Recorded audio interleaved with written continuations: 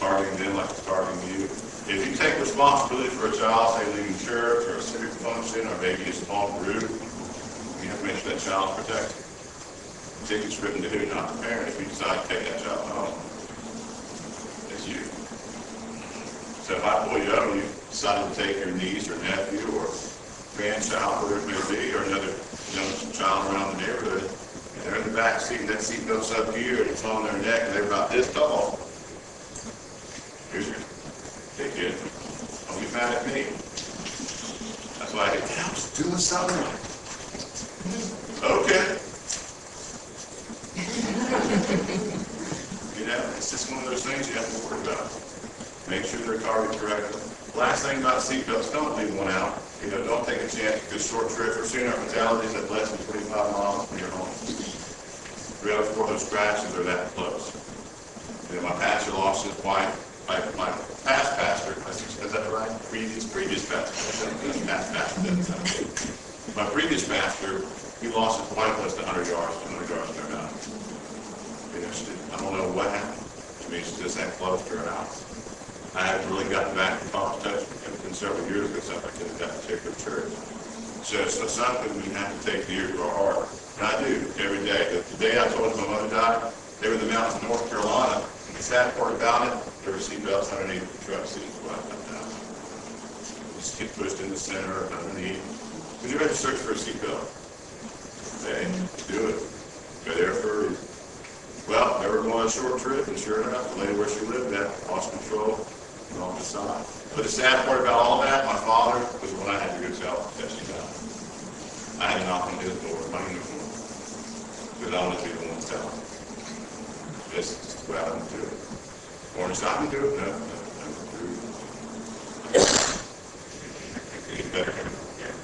And the small ones, I love them to death, and we're going to finish on this note.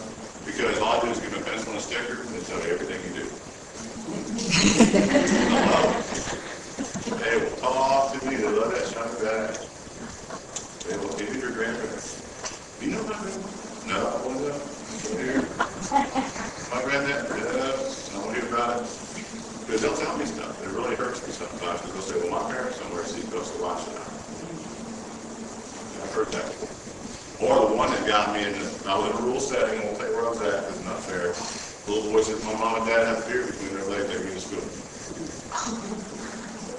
So where are you, Mom? Of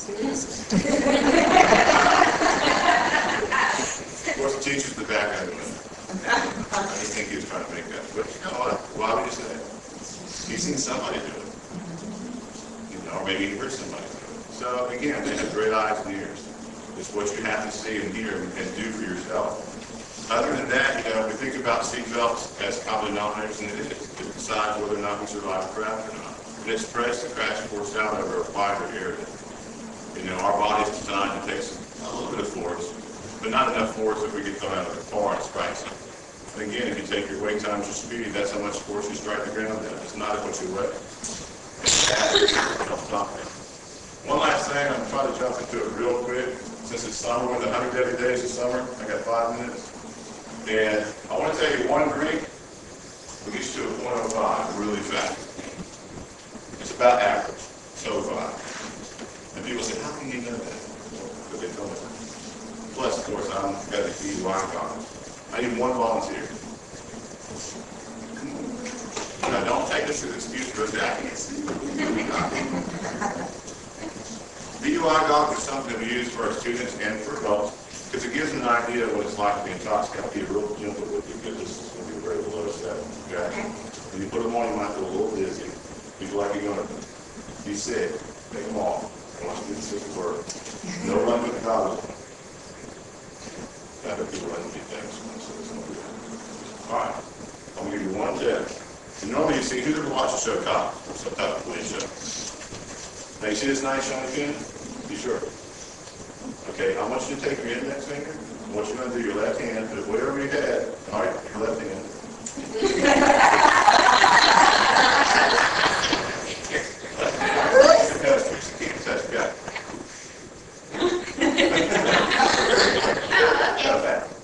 There you go, that's right hand. Oh, take one more volunteer. Yeah, perception. That's That's right. Sweet. Now this is going to be a little bit more difficult, but it's going to show you one thing. These are the same type of goggles, a little strong. Same scenario, so I can still see it before taking them off. We're going to do the same thing test. All I want you to do is as quick as you can, let the have your index finger pointed, and go as quick as you can. All right. One last one.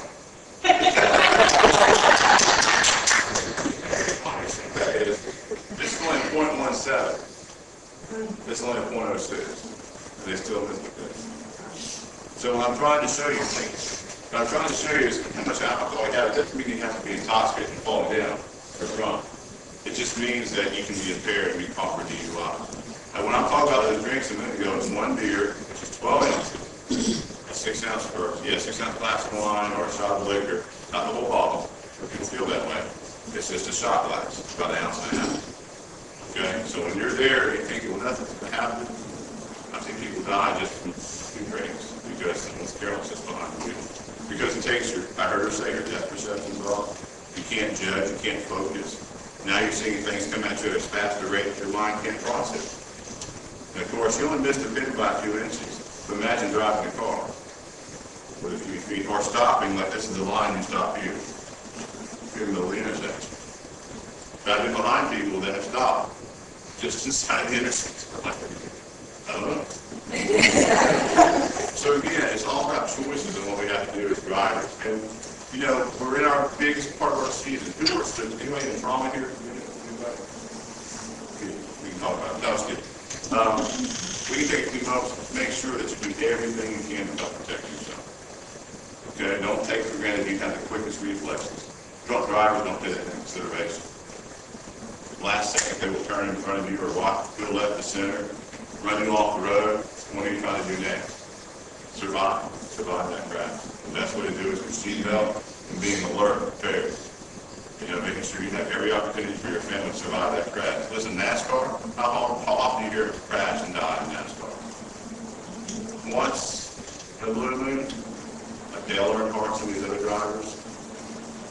So again, they take their life very seriously because they know their speeds can kill them. Any questions? Yes, ma'am. South Carolina's pretty hard up on, or not hard up, but they're pretty stiff on the penalties for no seatbelts and whatever. Why don't we have a stricter helmet law for motorcycles? Glad you asked. We had a helmet law with the field.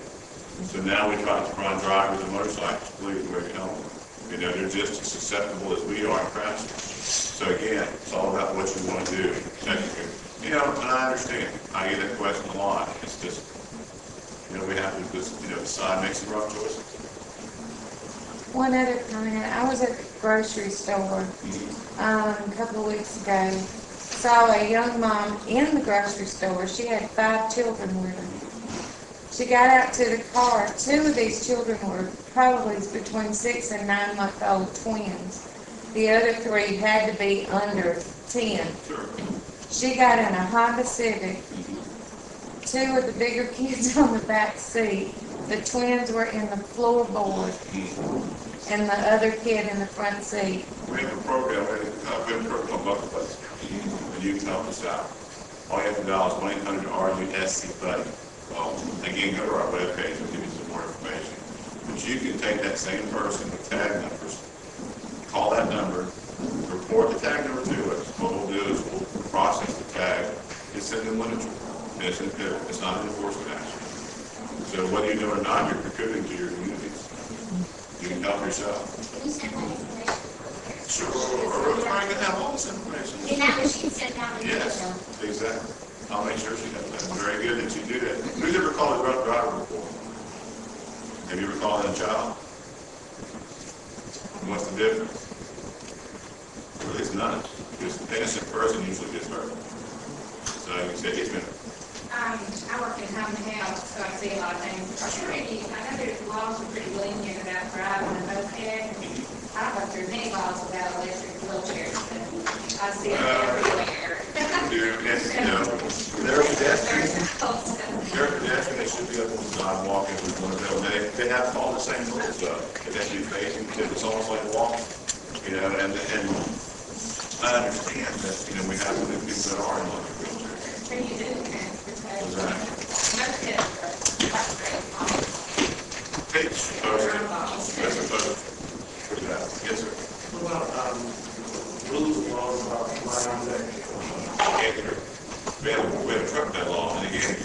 webpage, SCH.org, and I'll make sure Rosemary has this information, so you can make sure you get the literature. We have a law that doesn't allow children to bed in the truck. Now, see, I have a lot of ladies in here, so I'm gonna tell you, gentlemen, the ones that are in here, don't put your ladies in the bed of the truck, because you can see. Whatever you worked it out, that's fine. But yeah, we want parents back there with them. That's the only time they can be in the rear of the truck. There are other certain things that have to be required in that. There's a long list. If you go to our webpage, SCH.org, it talks to highway safety, pick seatbelt off, you'll see a drop-down menu, and you'll see the truck down off there. But there are no exceptions, you should not be on the back pickup truck. No, all up to the age of 15, they can be after that, they can be back there. But in between 0 and that, they either don't have to be in the back sitting on the floor, and it has to be supervised. But read the law. I'll also make sure Rosemary has the law, she can pass it down to you guys. It's a good question, because we're in a rural area, and a lot of people, I say a lot, some people do use that bed as a means of transportation for family members. So I always